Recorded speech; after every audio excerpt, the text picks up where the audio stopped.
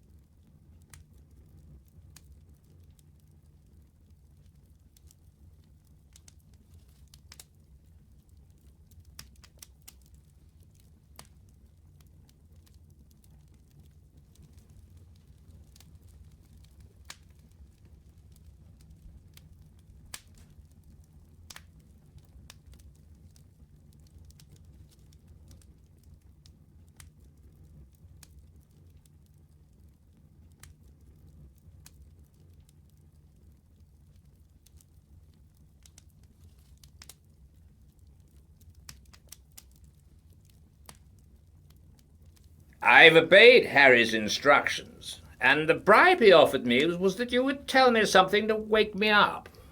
I'm ready, Mr. Hannay.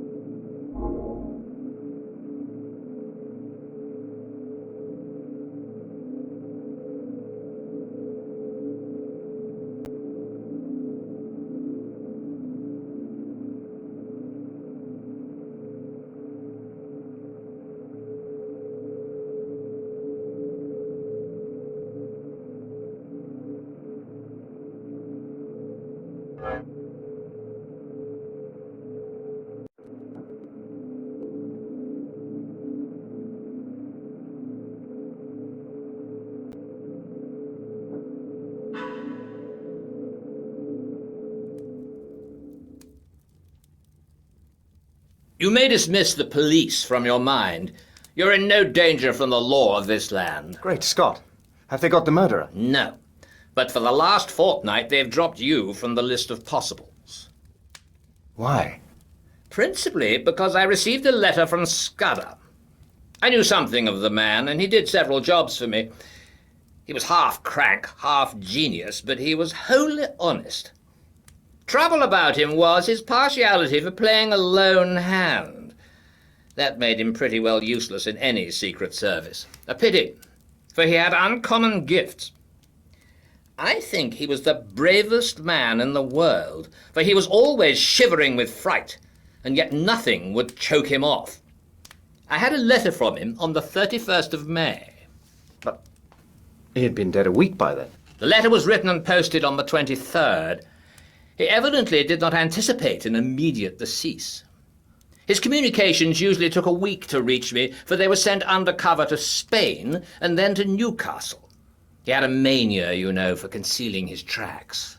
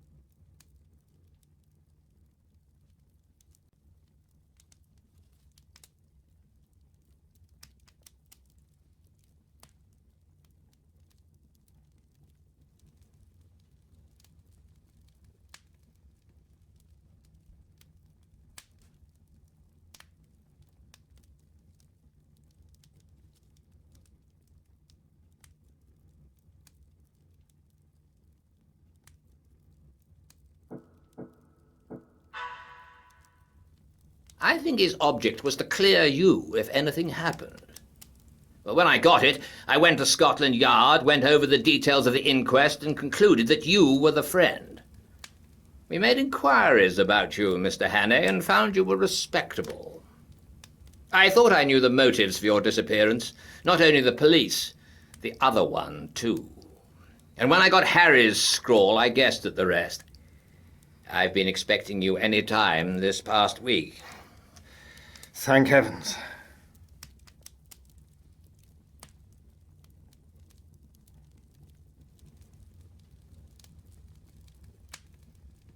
Now, let us have the little notebook.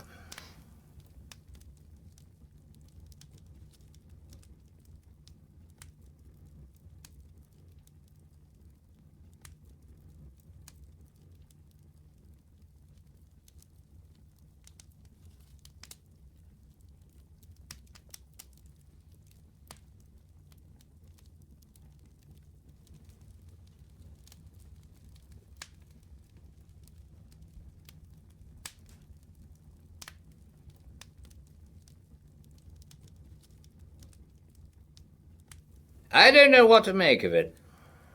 He's right about one thing. What is going to happen the day after tomorrow? How the devil can it have got known? That is ugly enough in itself. But all this about war and the Black Stone, it reads like some wild melodrama. If only I had more confidence in Scudder's judgment. Trouble about him was that he was too romantic. He had the artistic temperament and wanted a story to be better than God meant it to be. He had a lot of odd biases, too. Jews, for example, made him see red. Jews and the high finance. The Black Stone. Der Schwarze Stein. Yeah, it's like a penny novelette. And all this stuff about Karolides. That is the weak part of the tale, for I happen to know that the virtuous Karolides is likely to outlast us both. There's no state in Europe that wants him gone. Besides, he's just been playing up to Berlin and Vienna and giving my chief some uneasy moments.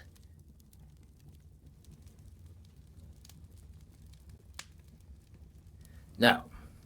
Scudder's gone off the track there. Frankly, Hannay, I don't believe that part of his story. There's some nasty business afoot, and he found out too much and lost his life over it. But I'm ready to take my oath that it's ordinary spy work. A certain great European power makes a hobby of her spy system, and her methods are not too particular. Since she pays by piecework, her blackguards are not likely to stick at a murder or two. They want our naval dispositions for their collection at the Marineamt. But they'll be pigeonholed. Nothing more.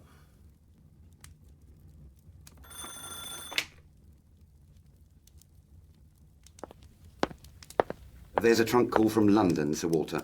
It's Mr. Reith, and he wants to speak to you personally.